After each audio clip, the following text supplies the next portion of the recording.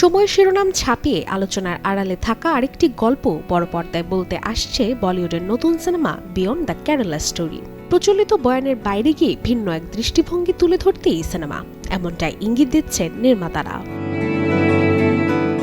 ছবিটি পরিচালনা করেছেন কামাখ্যা নারায়ণ সিং। পরিচিত তারকা মুখের ঝলক নয়, বরং অচেনা মুখের অভিনয়কে সামনে এনে গল্প বলার সাহসী সিদ্ধান্ত নিয়েছেন তিনি।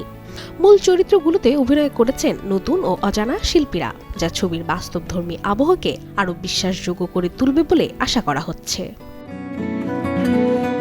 মূলত 2023 সালের দ্য কেরালা স্টোরি ছবির সিক্যুয়াল এই বিয়ন্ড দ্য কেরালা স্টোরি সিনেমাটি, যার গল্প এগিয়েছে সামাজিক প্রেক্ষাপট ও মানবিক টানাপোড়েনের মিশেলে।